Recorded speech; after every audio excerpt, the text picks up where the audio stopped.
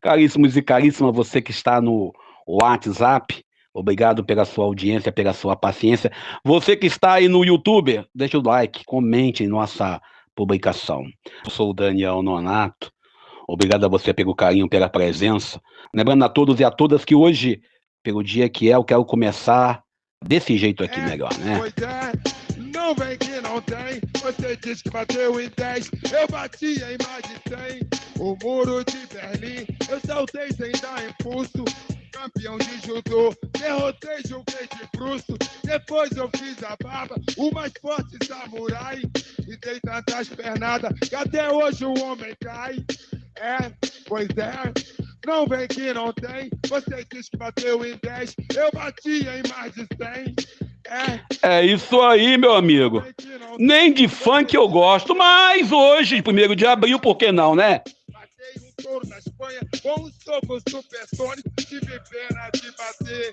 E no homem biônico, encarei, foi no lobisomem e nem me arranhei. É? O famoso incrível Hulk desmaiou com o tapinha que eu dei. Cabra bom! Lembrando a todos e a todas que nós estamos vivendo no Brasil, e isso aí é mais uma fake news que alguns gostam de publicar, né?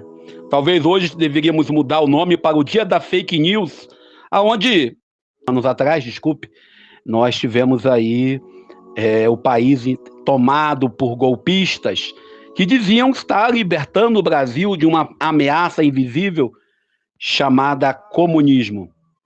Por isso a gente até mudou a música. Pai, afasta de mim esse cálice de vinho. Chico Buarque e Milton Nascimento. Lembrando a todos e a todas que a gente tem que fazer memória sim. Memória não é comemorar. Ontem o colega falou, não permitiram o exército fazer formaturas ou comemorações solenes pelo golpismo. Senhores, não tem o que comemorar. Nós temos que nos envergonhar. Um dos exemplos de vergonha que nós podemos citar aqui, por exemplo, a Igreja Católica Romana, da qual eu sou filiado, do qual sou parte, a gente não tem que se alegrar, não tem que se admirar, não tem que contemplar a ditadura como algo bom, mas como algo ruim. Podemos comparar a ditadura militar no Brasil com o período em que nós vivemos a Inquisição, lá na Idade Média.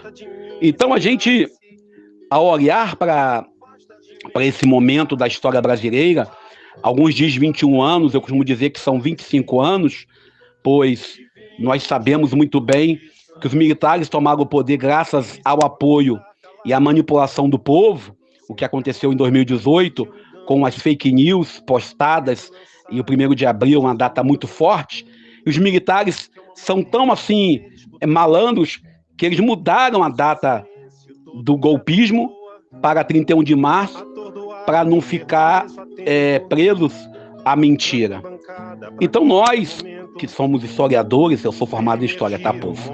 Nós devemos olhar para esse momento da história e não podemos nos calar, lembrando de mulheres e homens, lembrando de um regime que não teve vergonha de torturar seus próprios filhos, torturar mulheres grávidas, torturar jovens, crianças, idosos.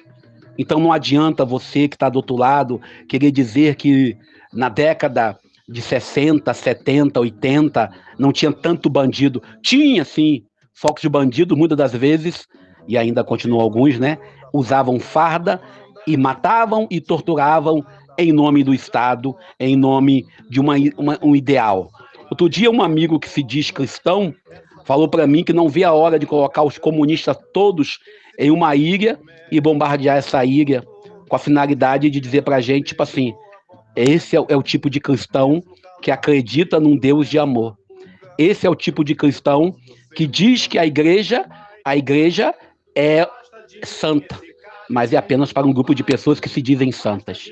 Também a gente entra em comunhão e ainda continuamos em solidariedade com o nosso amigo Padre André, lá de Campo Grande, lá de Guaratiba, que continua sendo perseguido em rede social, sendo caluniado, e tudo porque, dentro da proposta da igreja, trabalhou com direitos do diálogo interreligioso. Recentemente, nós temos vivido aí com o padre Júlio Lancelotti algo parecido, pois o padre Júlio Lancelotti estava em um evento lá no Pará para uma entrevista, e naquele momento em que uma mãe de santo, uma sacerdotisa de religião de matriz africana, desculpe, eu não tenho tanto conhecimento na área, eu quero deixar bem claro isso, ela pede a bênção ao padre, e o padre dá a bênção, porque nossa obrigação é essa. E quantas vezes eu sou parado aqui na rua onde eu moro, e pessoas me pedem bênçãos, eu invoco a bênção, quem dá a bênção é Deus, a verdade é essa.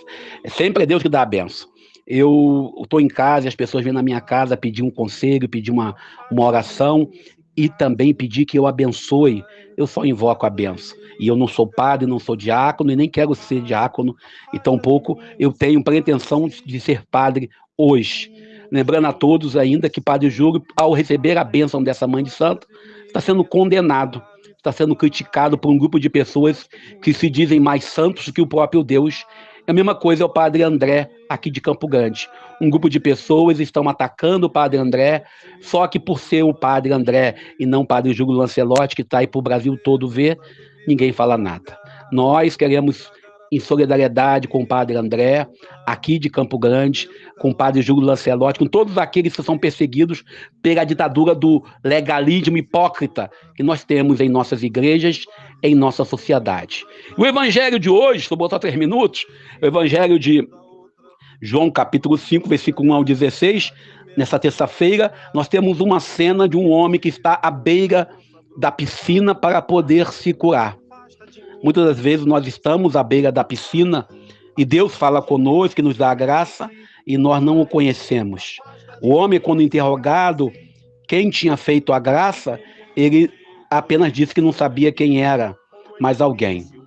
A capacidade de curar, a capacidade de libertar a pessoa do mal, é uma capacidade única dada a todos os cristãos. Jesus, ao comunicar a esse homem que ele tinha que levantar do lugar e carregar o seu leito, ainda hoje, nós que recebemos a graça do batismo, nós que fomos curados, nós queremos sempre lembrar disso, que mesmo ficando curado, teremos que carregar o leito. E esse homem, a ser curado, ele lembra bem do que Jesus falou para ele. Jesus deixa para ele a condição que ele deveria levantar-se e carregar a sua história de vida.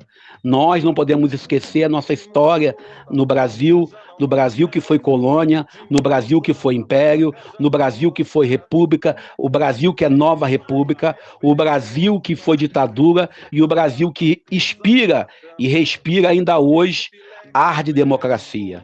Nós olhamos para a nossa libertação, olhamos para nossas curas e para nossas liberdades, às vezes ameaçadas. Por isso Jesus fala no evangelho de hoje, não volte mais a pecar. Não voltemos mais a flertar com o nazifascismo, não voltemos mais a olhar para os nossos pecados e flertar com ele. Buscar a cura, pedir a Deus que nos cure, envolve você ter memória do pecado que você viveu, da dor que você passou.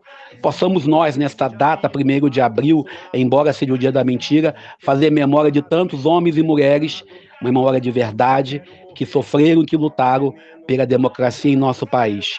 Que possamos nós carregar o nosso leito da história, para não esquecermos quem somos. Lembrando que os fariseus queriam matar Jesus depois que descobriu que ele fez um milagre no dia de sábado, dentro do legalismo hipócrita.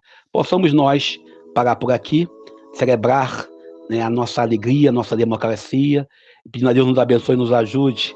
Eu sou Daniel Nonato. Pai, afasta de mim esse cálice. Pai, afasta de mim esse cálice. Pai, afasta de mim esse cálice de vinho tinto de sangue.